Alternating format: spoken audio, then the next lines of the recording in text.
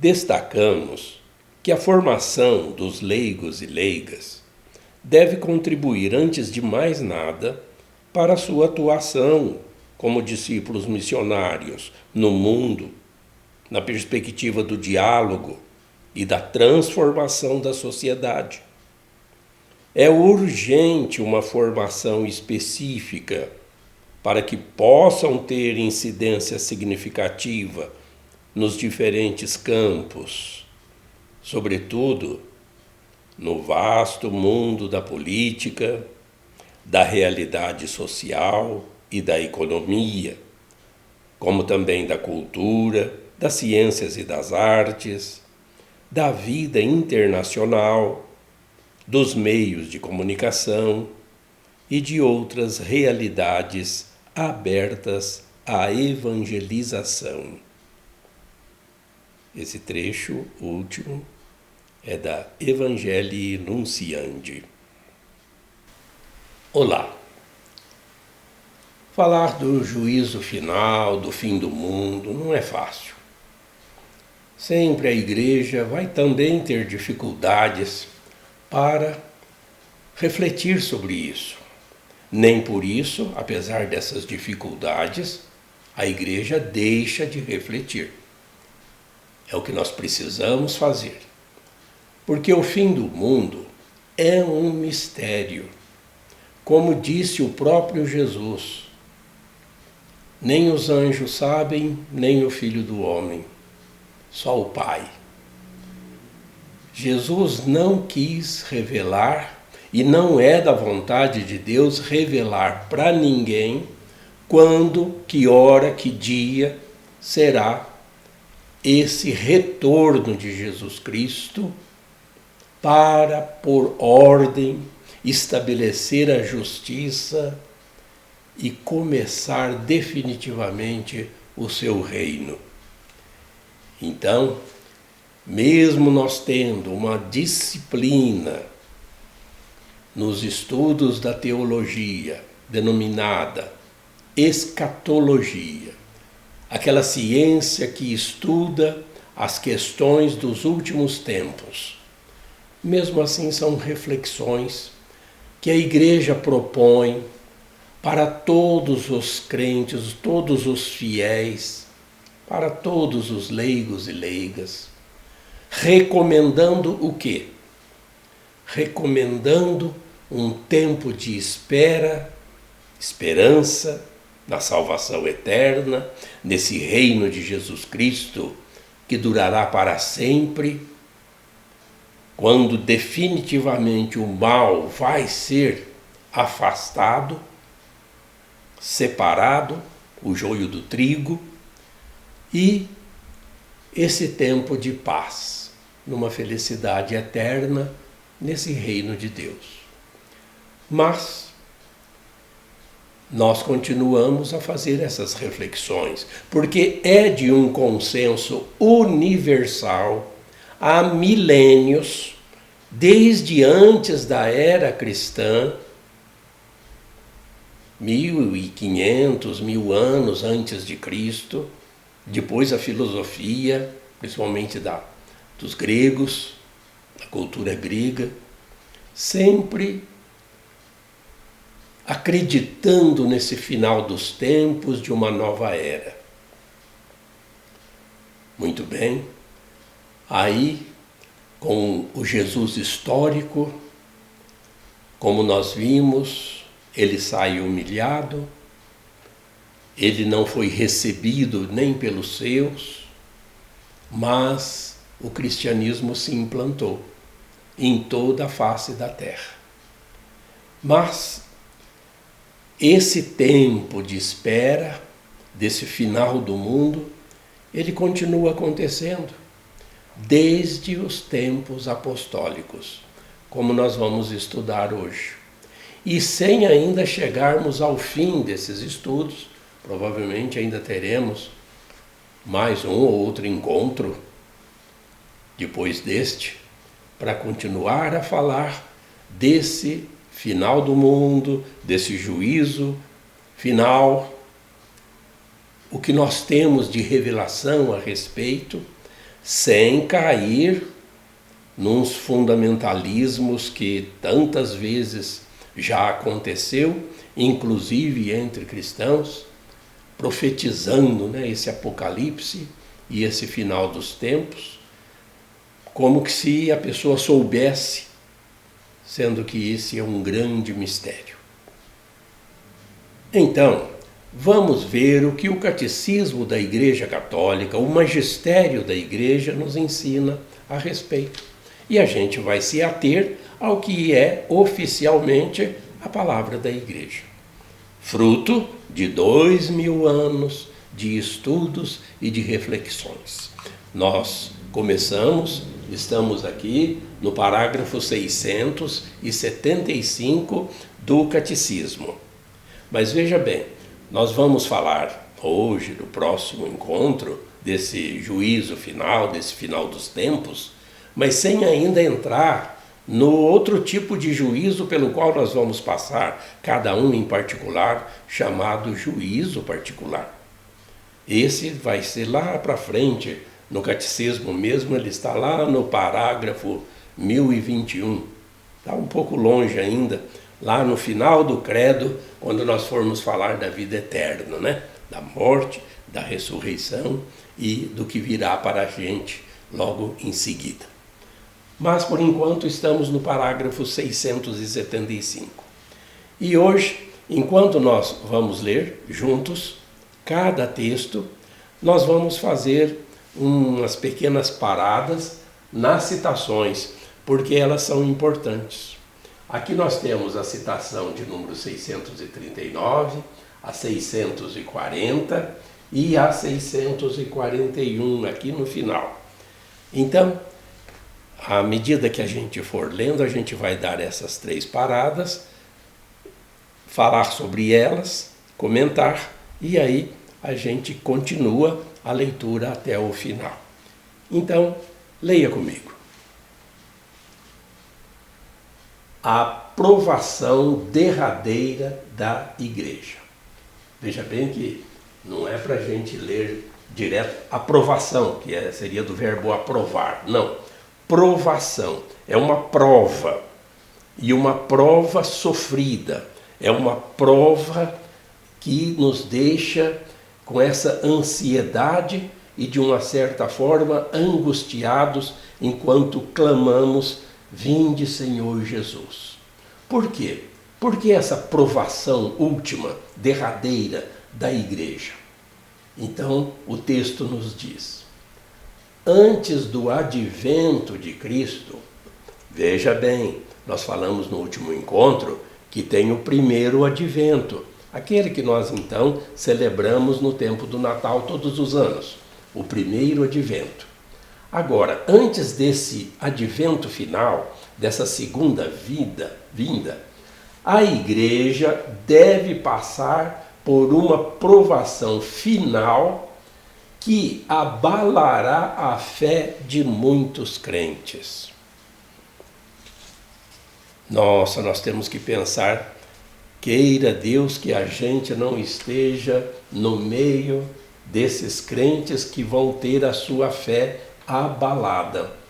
E, como dissemos, vamos então a essa citação do 639, que vocês veem aí, lá embaixo, depois do traço, é para confrontar Lucas 18, capítulo 18, versículo 8, e Mateus, capítulo 24, versículo 12. Em Lucas, no capítulo 18, versículo 8, diz o seguinte: mas quando o Filho do Homem voltar, encontrará a fé sobre a terra? Veja que o próprio Jesus, ele vendo essa situação tão degradante da humanidade, que inclusive nós estamos assistindo atualmente, ele pergunta, ele questiona: será que eu ainda vou encontrar, quando eu voltar, vou encontrar a fé dentre os crentes?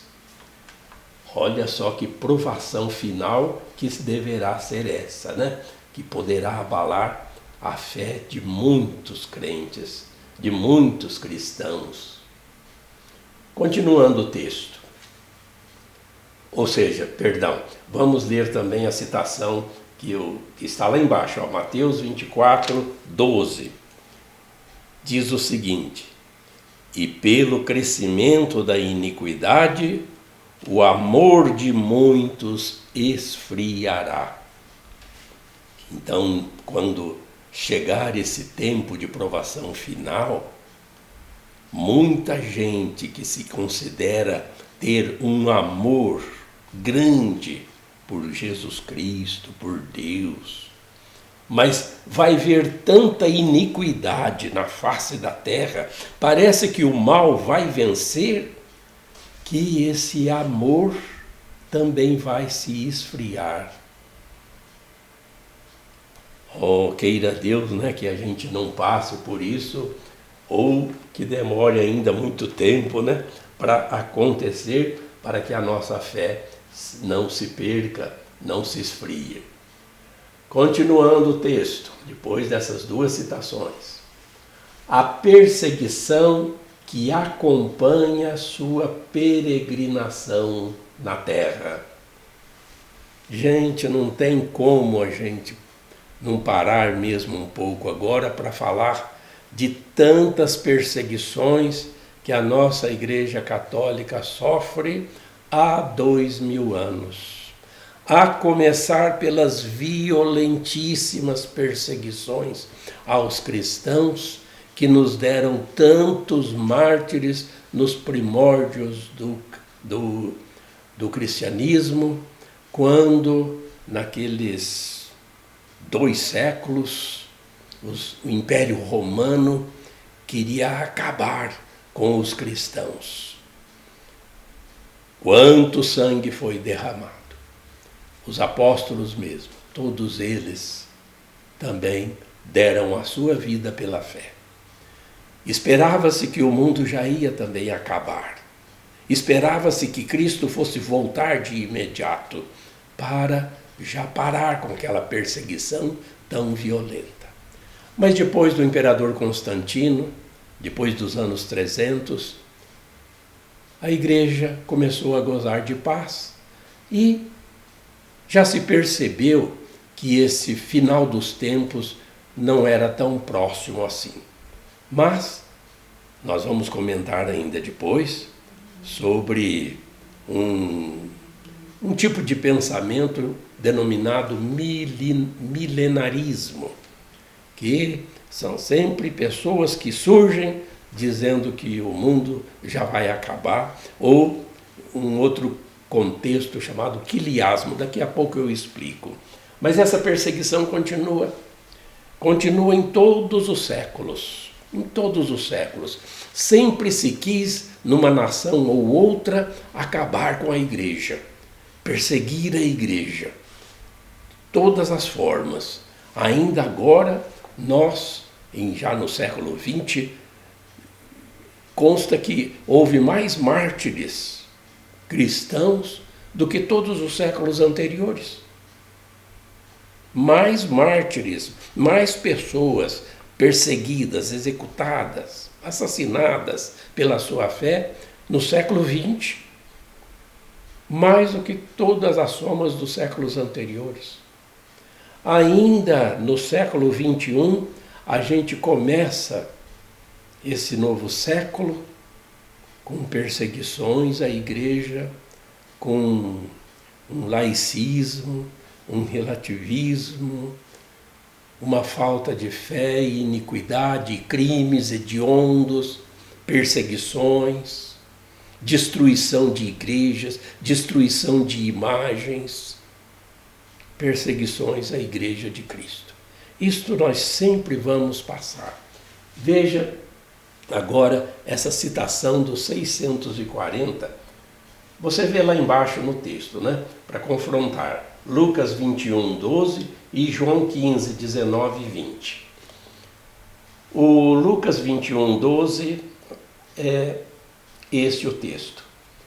Antes de tudo isso, porém, hão de vos prender, de vos perseguir, de vos entregar às sinagogas e prisões, de vos conduzir a reis e governadores por causa do meu nome. Ou seja, essas perseguições não vão acabar nunca. Sempre cristãos e mais cristãos estarão sendo perseguidos até o final dos tempos.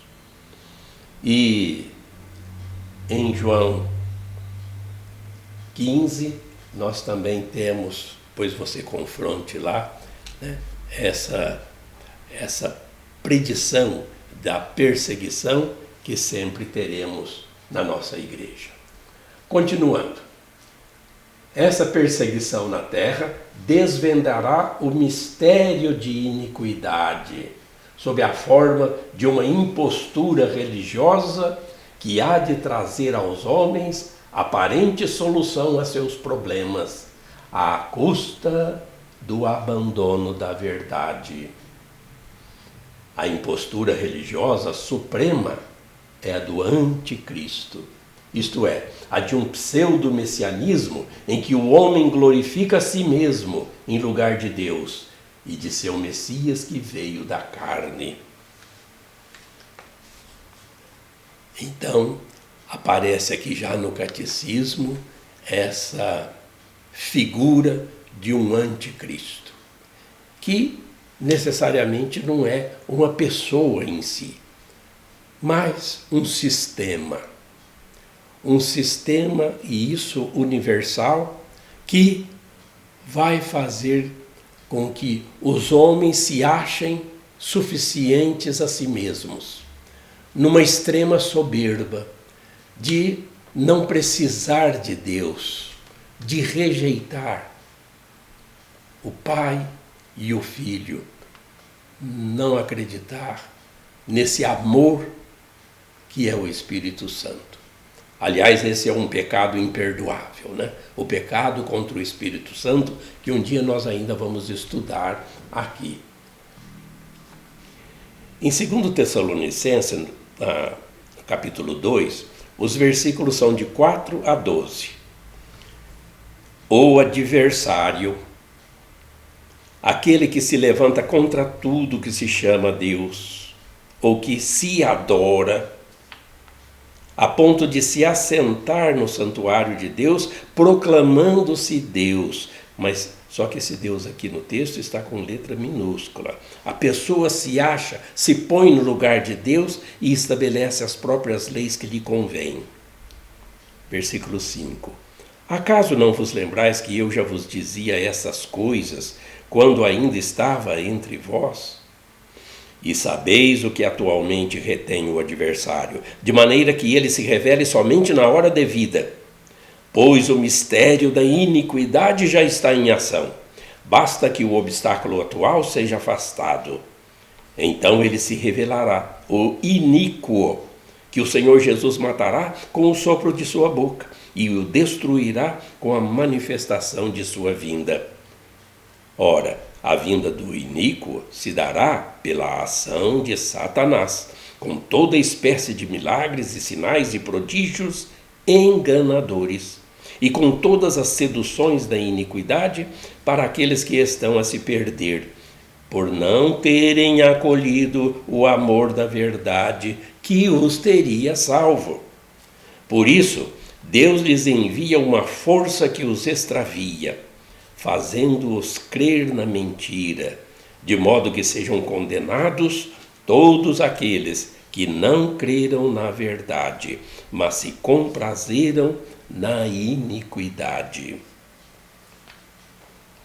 Aí nós temos então uma figura do anticristo, desse sistema que vai fazer com que muitos percam a fé, infelizmente. Vamos para a próxima citação, que é 1 Tessalonicenses, de 5, 2, versículos 2 e 3. Vós mesmos sabeis perfeitamente que o dia do Senhor vem como um ladrão durante a noite, quando todo mundo estiver dizendo paz e segurança. Então, de repente, cairá sobre eles a ruína, como as dores sobre a mulher grávida, e não conseguirão escapar. Vejam só. Vai ser de repente. Não adianta alguém dizer vai ser tal dia, tal mês, tal ano, como tantas vezes já aconteceu. Ninguém sabe. É um mistério. Então nem a igreja não pode também falar uma coisa dessa, porque ela não fala. São esses profetas do Apocalipse que de vez em quando aparecem por aí. Até filmes, né, marcando anos para o fim do mundo. Fim do mundo que nós já comentamos como que ele vai ser, não é bem uma destruição de tudo que Deus fez, porque tudo que Deus faz e fez é bom.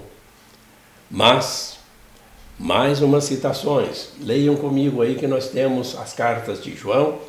Primeiro, só o versículo 7 da segunda carta de João, e depois a primeira carta de João logo em seguida, capítulo 2, 2 versículos também, o 18 e o 22. Leia comigo.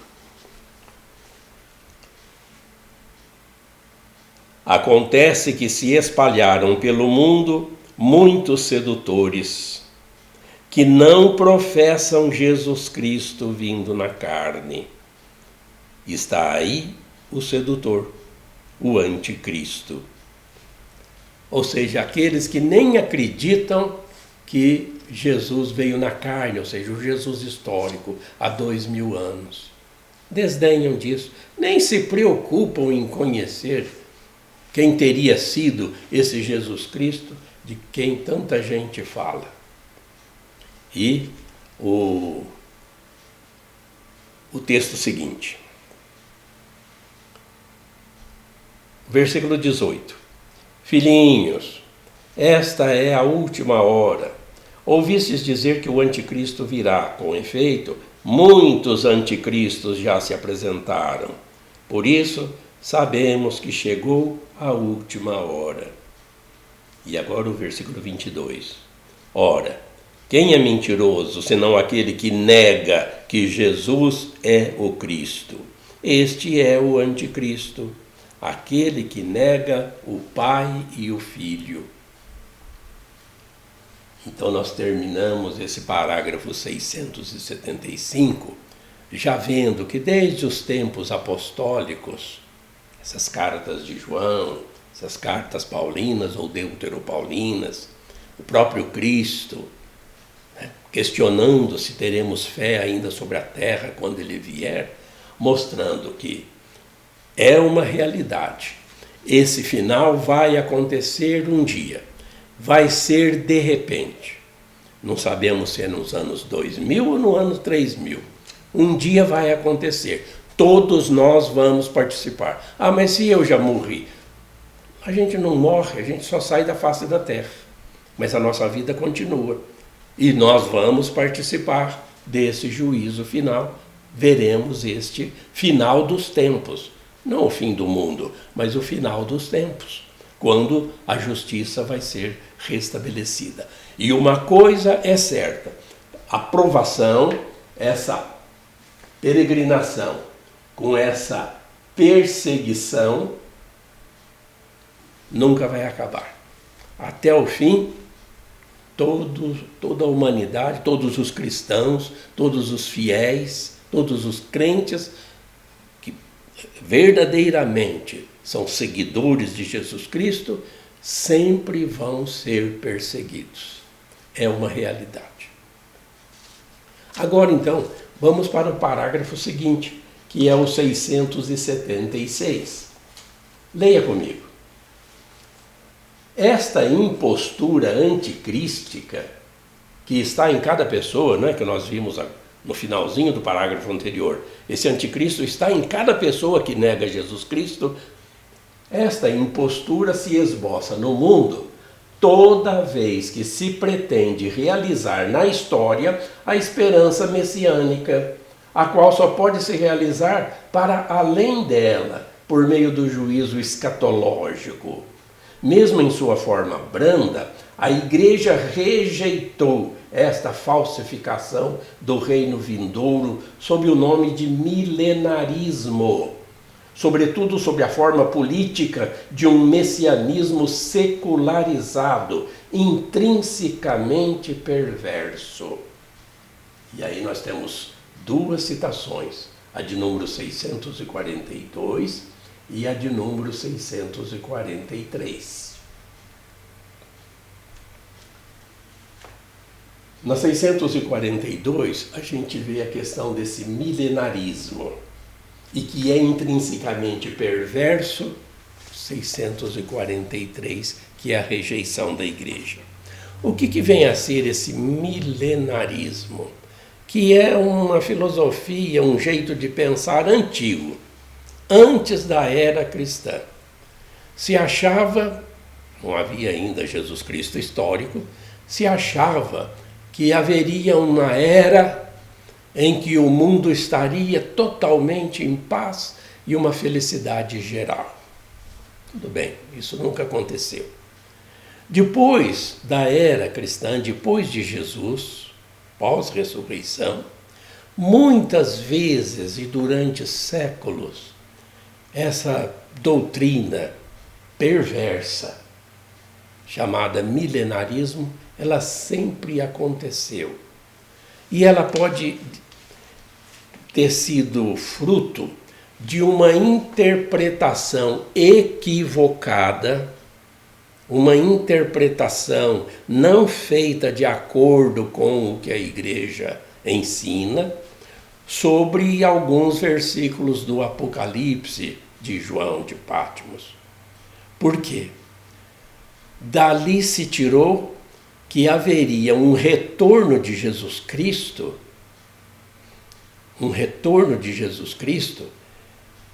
quando o demônio ficaria preso por 1000 anos, sendo que essa interpretação justamente é sobre esses números bíblicos que nós já estudamos aqui também, que são apenas expressões, 1000 vezes, 1000 anos, mas que Jesus voltaria fisicamente e ele iria ficar aqui na terra com os eleitos, com os crentes, com todos os maus já sendo separados, e haveria 1000 anos de reinado de Cristo, numas delícias já aqui mesmo na terra, no planeta Terra, que Jesus Cristo voltaria, ficaria 1000 anos reinando em paz, com toda a segurança, com todas as delícias e prazeres possíveis durante 1000 anos.